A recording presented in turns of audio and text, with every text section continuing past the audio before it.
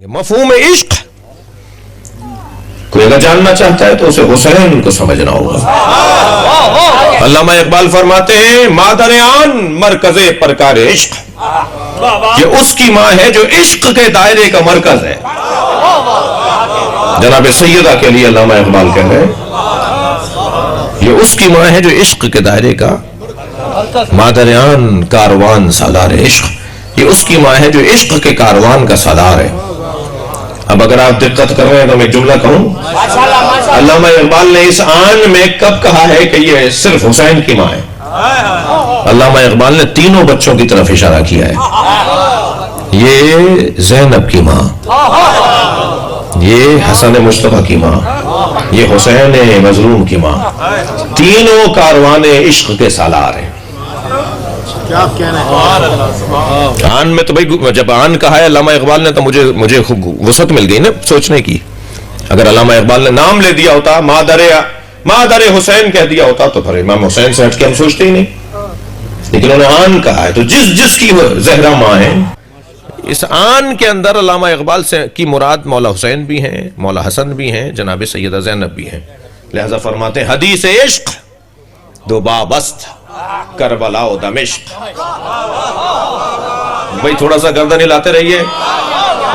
حدیث عشق دو بابست، علامہ اقبال کا کلام سنا رہا ہوں، حدیث عشق دو بابست کربلا و دمشق، یکے حسین رقم کرد دیگرے زینب۔ عشق کی دو ہی تو داستانیں ہیں، علامہ اقبال کہتے ہیں عشق کی دو ہی تو داستانیں ہیں، ایک داستان کو لکھا ہے حسین نے، ایک داستان عشق کو لکھا ہے زینب نے۔ تو اب یہاں مادر آن مرکز پرکار عشق، یہاں جناب زینب بھی مراد ہے، امام حسین بھی مراد ہے، اور امام حسن کیسے مراد ہے؟ اسی کلام میں آپ نے یہ کلام پڑھا ہے تو جا کے اور ذرا دوبارہ دیکھیے گا، اسی کلام کے آگے بڑھ کر کہتے ہیں علامہ اقبال، یہ کلام کوئی 30-40 اس کے اندر مصرے ہیں، جو کلام پڑھ رہا ہوں میں اس میں 30-40 مصرے ہیں۔ فرماتے ہیں آگے بڑھتے ہیں اسی کلام میں، فرماتے ہیں آن یکے شمع شبستان حرم۔ بھئی تھوڑا توجہ بڑھائیں گے، امام حسن مجتبیٰ کو یاد کر رہے ہیں علامہ اقبال۔ آن یکے شمع شبستان حرم، یہ جو میں نے آن کہا ہے نا، اقبال کہہ رہے ہیں یہ جو میں نے آن کہا ہے اس کی تشریح کر رہا ہوں، علامہ اقبال خود اس آن کی تشریح کر رہے ہیں۔ آن یکے شمع شبستان حرم، وہ جو جس کی ماں حسین، جس کی ماں زہرا ہے نا، وہ ان میں سے ایک، آن یکے ان میں سے ایک جو حرم الہی کی شمع ہے، جس کے نور سے حرم الہی منور ہے۔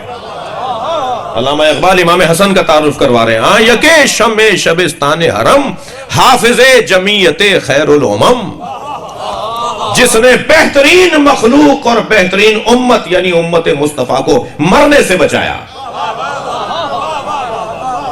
مٹ جاتی امت مصطفیٰ اگر حسن مجتبیٰ نہ ہوتے۔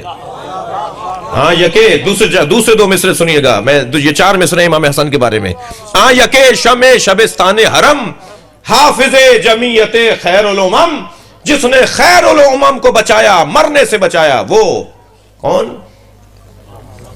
تانشیند آتش پیکاروں کی، یہ جو امت کو بچایا ہے نا مرنے سے امام حسن نے۔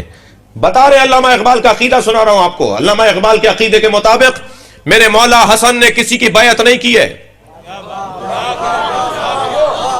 بھئی توجہ بڑھائیں اپنی، مسلمانوں کا ایک طبقہ کہتا ہے امام حسن نے بیعت کر لی تھی، میں کہتا ہوں اگر آپ پاکستان کو مانتے ہیں تو مصور کو بھی مانتے ہیں، پھر اس کے عقیدے کو بھی مانیے۔ علامہ اقبال کہہ رہے ہیں کہ امام حسن نے کسی کی بیعت نہیں کی تھی، یہی ہمارا بھی عقیدہ ہے۔ توجہ کر رہے ہیں، فرما رہے ہیں، کیا فرما رہے ہیں؟ تانشینت آتش پیکاروں کی، کسی طرح یہ جنگ کی آگ ٹھنڈی پڑ جائے۔ چوتھا مصرع سنیے گا، تانشینت آتش پیکاروں کی پشت پازد برسرے تاج و نگی، حسن مجتبیٰ نے تخت و تاج کو لات ماری تھی، بیعت نہیں کی تھی۔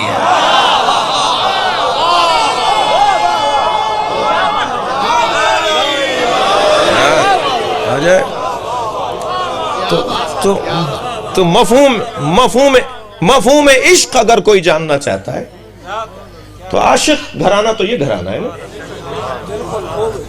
عشق تو ان سے کوئی سیکھے۔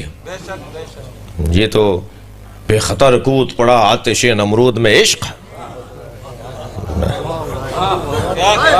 بے خطر کود پڑا آتش نمرود میں عشق، عقل ابھی محو تماشائے لب بام رہی۔ علامہ اقبال کہہ رہے ہیں کہ عقل تو کھڑی رہ گئی، چھت کے اوپر دیکھتی رہ گئی۔ علامہ اقبال نے عقل کہا ہے نمرود کی بہن کو، وہ چھت پہ کھڑی دیکھ رہی تھی، عقیدہ اس کا بھی وہی تھا جو حضرت ابراہیم کا تھا۔ ہاں جی، وہ کھڑی رہی، ڈالا گیا حضرت ابراہیم کو آگ میں، وہ کھڑی دیکھتی رہی۔